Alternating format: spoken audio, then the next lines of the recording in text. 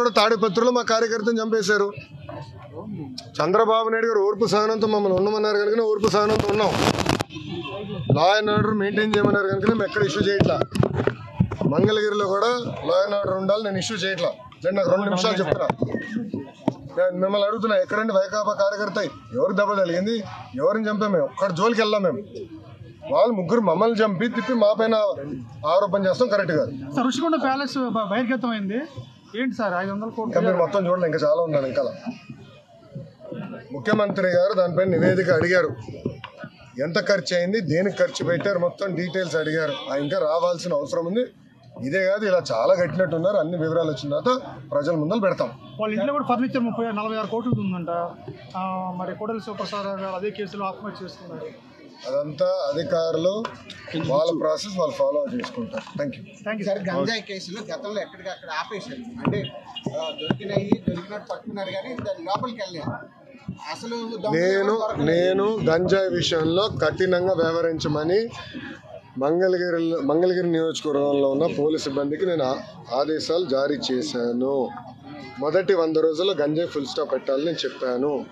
ప్రత్యేకంగా నేను డీజీ గారిని కలిసి హోంమంత్రి గారిని కూడా కలిసి నిన్న రాత్రి కూడా హోంమంత్రి అనిత గారితో కూడా మాట్లాడటం జరిగింది. పాదయాత్రలో గంజాయి వల్ల కుటుంబాలు ఎలా నాశనం అయినాయో నేను చూశాను. మీరు కఠినంగా వ్యవహరించాలని ఆమెను కోరాను. మేడం గారు కూడా సమీక్ష పెడతాన్నారు, సభ్యుతో రివ్యూ చేస్తా అన్నారు. ప్రజలందరూ చూస్తారు కదా, మొదటి 100 రోజుల్లో గంజాయికి ఫుల్ స్టాప్ పెట్టే బాధ్యత తెలుగుదేశం, జనసేన, భారతీయ జనతా పార్టీ ప్రభుత్వం తీసుకుంటుంది. మంగళగిరి అభివృద్ధి మీద మీరు ఎలా కట్టుకోండి? మంగళగిరి అభివృద్ధి చాలా హామీలు ఇచ్చారు స్వామి. 10 రోజులు కూడా అవ్వలేదు స్వామి. అది కాదు, మీడియా మిత్రులందరూ వెళ్ళి 10 సంవత్సరాలుగా పనిచేసిన శాసనసభ్యుడిని అడగాలి ఏం చేశారు. 10 రోజుల్లో అవన్నీ లోకేష్ని అడిగితే ఎట్లా ఉంటుంది స్వామి? నాకు 5 సంవత్సరాలు గెలిపించారు. ఫస్ట్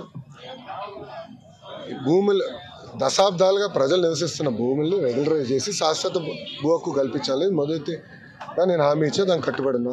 డ్రైనేజ్, రోడ్లు ఏర్పాటు చేయాలని గతంలో నేను హామీ ఇచ్చాను, ఏర్పాటు చేస్తాము. ఇంతేకాకుండా స్వర్ణకారులకి ఇక్కడ గోల్డ్ క్లస్టర్ ఏర్పాటు చేస్తాను, హామీ కట్టుబడినా.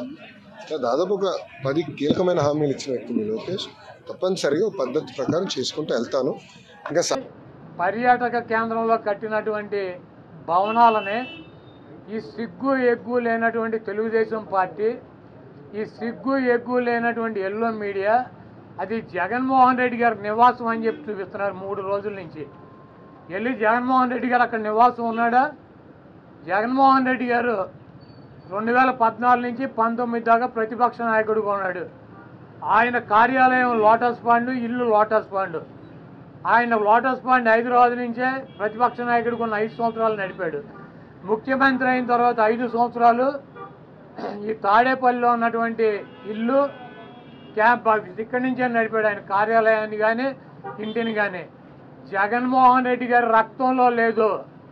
ప్రభుత్వం కట్టించినటువంటి ఇళ్లలో ఉండటం కానీ, ప్రభుత్వం కట్టించినటువంటి గెస్ట్ హౌస్లో ఉండేటువంటి కర్మ జగన్మోహన్ రెడ్డి గారికి పట్టల. జగన్మోహన్ రెడ్డి గారు వైజాగ్లో సొంత ఇల్లు కట్టుకున్నాక అక్కడ షిఫ్ట్ అవుతాడు. అంతేగాని టూరిజం ప్లేస్లో కట్టినటువంటి ఆ హౌస్లో జగన్మోహన్ రెడ్డి గారు వెళ్తాడని చెప్పి ఎవడు చెప్పాడు వీళ్ళకి, వెధవులకే? అది జగన్మోహన్ రెడ్డి గారి కోసం కట్టించుకున్నటువంటి ఇల్లు అని చెప్పి రకరకాలైనటువంటి కథనాలు రాస్తున్నారు. అది ఒక అంతర్జాతీయ రాజధానిగా తీర్చిదిద్దాలన్నదే వైఎస్ఆర్ కాంగ్రెస్ పార్టీ లక్ష్యం. దాన్ని రాజధాని చేయాలన్నదే ఆ రోజు నిర్ణయించుకున్నాం. కాబట్టి అక్కడ ఇంటర్నేషనల్ సెమినార్లు జరుగుతున్నాయి. అనేక మంది ఇంటర్నేషనల్ సంబంధించినటువంటి దేశ విదేశాల నుంచి అనేక మంది పారిశ్రామికవేత్తలు వస్తున్నారు. కనీసం వాళ్ళకి సౌకర్యం ఉండటానికి అవకాశం లేనటువంటి పరిస్థితి ఉంది. కాబట్టి ఉత్తరాంధ్రలో ఉద్దానంలో దాదాపు 700 కోట్ల రూపాయలు పెట్టి హాస్పిటల్ కట్టించారు కిడ్నీ పేషెంట్ల కోసం అని చెప్పి. అదేవిధంగా విజయనగరం కావచ్చు, లేదా పార్వతీపురం కావచ్చు, ఉత్తరాంధ్రలోనే 650 కోట్ల రూపాయలు పెట్టి ఒక్కొక్క మెడికల్ కాలేజీ కట్టించారు. అదేవిధంగా టూరిజం ప్లేస్లో అంతర్జాతీయ సంస్థలు కానీ వ్యక్తులు కానీ వచ్చినప్పుడు అక్కడ ఒక విధి ఉండాలని చెప్పి ఒక మంచి భవనాన్ని నిర్మిస్తే 7 బిల్డింగులు అయ్యి, ఒక బిల్డింగ్ కాదు 7 బిల్డింగుల్లో జగన్మోహన్ రెడ్డి గారు ఉండరు. 7 బిల్డింగులు కట్టారు. ఆ 7 బిల్డింగుల్లో 7 బ్లాకుల్ని చూపించేది జగన్మోహన్ రెడ్డి గారు 450 కోట్ల రూపాయలు పెట్టి ఇల్లు కట్టుకున్నారని చెప్పి ఈ దుర్మార్గమైనటువంటి ప్రచారం చేస్తున్నారు. ఇవన్నీ కూడా ప్రజలు గమనిస్తారు. చంద్రబాబు నాయుడుకి ఇచ్చినటువంటి వాగ్దానాలు నెరవేర్చలేక నీకు సూపర్ సిక్స్లో పెట్టినటువంటి వాగ్దానం 1500 రూపాయలు ఇస్తానని చెప్పావా, చెప్పలేదా? 18 సంవత్సరాలు దాటిన వాళ్ళకి రేపు 1వ తారీఖు నీకు దమ్ముంటే 20 లక్షల మంది నిరుద్యోగులకు 3000 ఇస్తానని చెప్పావా లేదా? దాని గురించి చెప్పండి. నువ్వు దొంగ వాగ్దానాలు చేసి అధికారంలోకి వచ్చావు. నువ్వు దాని గురించి మాట్లాడండి. ముందు మీరు ఈ వాగ్దానాలను డైవర్ట్ చేయాలని చెప్పి ఒకటి తీసుకెళ్ళి 4 కెమెరాలు బాత్రూములు లెట్రిన్లు టబ్బుల్లో పెట్టి 30 లక్షలు పెట్టి బాత్రూమ్ కట్టాడు. జగన్మోహన్ రెడ్డి గారు ఇల్లు అది. జగన్మోహన్ రెడ్డి గారు ఎప్పుడన్నా ప్రభుత్వ కార్యాలయాలు ఉన్నాడా? జగన్మోహన్ రెడ్డి గారు ఎప్పుడన్నా ప్రభుత్వం గెస్ట్ హౌస్లో ఉన్నాడా? జగన్మోహన్ రెడ్డి గారు ఇల్లు కట్టించుకుని వెళ్తాడు వైజాగ్. నీకు మళ్ళీ ఎవడో కొంపలో దూరేటువంటి పరిస్థితి జగన్మోహన్ రెడ్డి గారికి ఉండదు. కాబట్టి జగన్మోహన్ రెడ్డి గారికి కట్టించినటువంటి ఇల్లు కాదు అది. అది టూరిజం సంస్థ ద్వారా టూరిజానికి సంబంధించి కట్టించినటువంటి 7 బ్లాకులు వాటిని కట్టారు.